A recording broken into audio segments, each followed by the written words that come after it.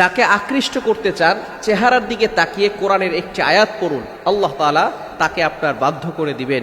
আল্লাহ তাআলা পবিত্র কোরআনুল কারীমের ভিতরে সব কিছু দিয়েছেন। আল্লাহ তাআলা নিজেই বলে দিয়েছেন 7 নম্বর পারার 11 নম্বর পৃষ্ঠার 7 নম্বর লাইন সূরা আনআমের 38 নম্বর আয়াতে আল্লাহ তাআলা বলেন, মা ফাররাতনা ফিল কিতাবি মিন শাই, I have not left anything in the Quran. আমি কোরআনে কোনো কিছু বাকি রাখি নাই। এটা কোন কোরআনের কথা? আল্লাহ তাআলা সূরা বাকারার শুরুতে চ্যালেঞ্জ ছুড়ে দিয়েছেন, যালিকাল কিতাবু লা রাইবা ফিহি, the book in which there is no doubt. এটা এমন একটা কিতাব যে কিতাবের ভিতরে কোনো সন্দেহ নাই। সুতরাং এই কিতাবের ভিতরে আল্লাহ তাআলা সব কিছু দিয়ে দিয়েছেন। অনেক সময় আমরা স্ত্রীরা অনেক সময় স্বামীদেরকে বাধ্য করতে চায়, স্বামীরা পরকীয়ায় লিপ্ত হয়, অথবা অনেক সময় স্ত্রীরাও পরকীয়ায় লিপ্ত হয়ে যায়। অনেক সময় সন্তানরা কথা শোনে না, ছেলে সন্তান বড় হয়ে গিয়েছে, আস্তে আস্তে বকানা ছেলেদের সাথে কথা বলতে বলতে বাজে হয়ে গিয়েছে, এখন আর পিতা মাতার কথা শোনে না। কোনো মা যদি তার সন্তানকে বাধ্য করতে চায় হালাল ভাবে, তাহলে অবশ্যই কোরআনের একটি আয়াতের পাওয়ার আপনি দেখতে পারবেন। এবং কোনো পিতা মাতা যদি তার সন্তানকে বাধ্য করতে চান, মেয়ের বিয়ে হচ্ছে না, মেয়ের জন্য এটা পরেও যদি দোয়া করতে পারে, অথবা কোনো স্ত্রী স্বামীর জন্য, স্বামী স্ত্রীর জন্য, অফিসের বসের জন্য যদি কেউ আমলটা করে, তাহলেও অনেক ফায়দা হবে। কোরআনের ভিতরে একটি আয়াত আছে, আয়াতটি হচ্ছে 16 নম্বর পারা 13 নম্বর পৃষ্ঠার 2 নম্বর লাইন সূরা তাহা এর 39 নম্বর আয়াতের একটি অংশ। রব্বুল আলামিন বলেন, ওয়া আলকাইতু আলাইকা মাহাব্বাতাম মিন্নি। এই ছোট্ট একটি আয়াতের অংশ কোনো ব্যক্তি যদি 11 বার পড়ে এবং যখন পড়বে তখন যাকে বাধ্য করতে চায় তাকে স্মরণ করবে, এভাবে যদি তাকে বাধ্য করার জন্য আমলটি করতে পারে, আল্লাহ তাআলা তাকে হালাল ভাবে বাধ্য করে দিবে।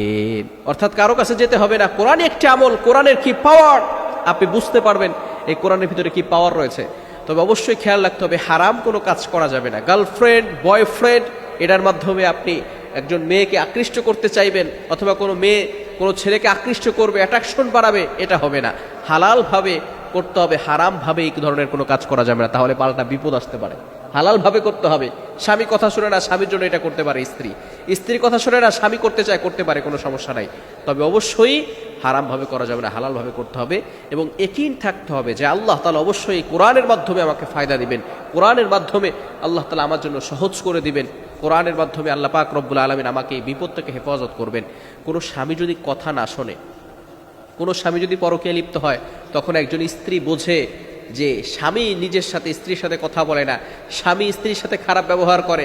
অনেক স্বামী আছে বেহায়া নির্লজ্জের মতো স্ত্রীর উপর আঘাত করতে থাকে, প্রহার করতে থাকে, খারাপ ব্যবহার করতে থাকে, অন্যান্য মেয়েদের সাথে চ্যাটিং করে, অফিসের কলিগের সাথে চ্যাটিং করে, কথা বলে, এখানে স্ত্রী কি হচ্ছে কোনো খোঁজ খবর রাখে না।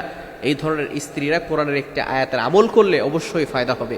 অনেক সময় দেখা যাচ্ছে প্রবাসী ভাইরা বাহিরে চলে যান, কিন্তু স্ত্রীরা বাংলাদেশে থেকে প্রবাসী টাকা পেয়ে, বাহিরের টাকা পয়সা পেয়ে এখানে ফুর্তি করেন, বয়ফ্রেন্ডকে খাবারের আয়োজন করেন, বয়ফ্রেন্ডের জন্য বিভিন্ন ধরনের গিফট পাঠায়, হাদিয়া পাঠায়।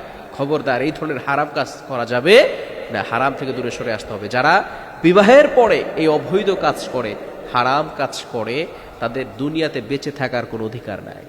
যারা বিয়ের পরে এই ধরনের কাজ করে, কোরআনের আয়াত যদি এই বাংলাদেশ জমিনে বাস্তবায়ন হতো, তাহলে কিন্তু তার দুনিয়াতে বেঁচে থাকার কোনো অধিকার থাকতো না। এই জন্য অবশ্যই আমরা হারাম থেকে দূরে সরে আসবো। হালালভাবে যদি কাউকে আকৃষ্ট করতে চান, তার চেহারার দিকে ফু দিবেন, অথবা চেহারার দিকে তাকিয়ে এই আয়াতটি পড়বেন। আল্লাহ তাআলা অবশ্যই ভালো ফলাফলের ব্যবস্থা করবেন।